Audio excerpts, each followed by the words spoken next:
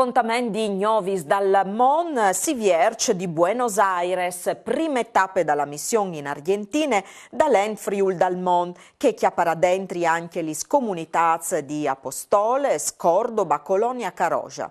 Martars, la biblioteca multimediale Emilio Crozzolo dal Fogolar, e a ospitare la lezione vierte sulla storia e sulla divinince dalla lingua furlane.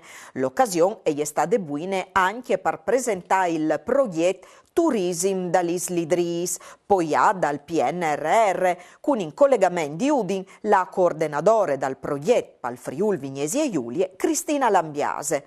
All'evento, donne di Cristian Canciani e Pierino Chiandussi, Palen Friul Talmond, erano anche il consul d'Italia a Buenos Aires, Antonio Pugioni, e i rappresentanti di altri sfogolars argentins. E proprio di Buenos Aires scrive il saluto dai partecipanti all'evento.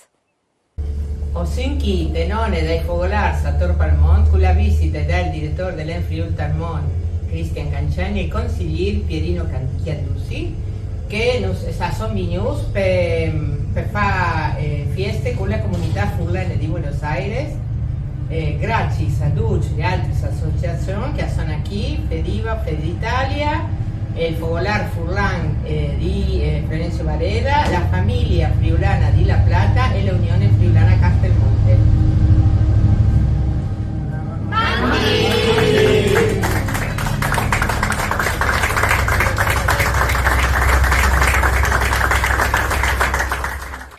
Dopo la visita a Buenos Aires, la delegazione dall'En Friul dal Mon si è spostata dal Fogolar di Apostoles e l'occasione è stata utile non solo per presentare il progetto dal Tourism dall'Isli Dris, ma anche per creare in maniera ufficiale la sede dal Fogolar, nascuta in tal 2020, intanto che ieri la pandemia.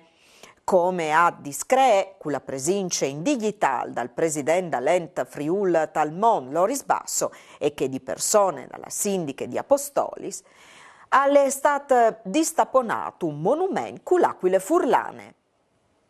E giuste quando è finita la cerimonia, Edoardo Cleva, zovin presidente dal Fogolar, Calea di Vignince di Pesaris, ha mandato un saluto alla sua tierra di origine.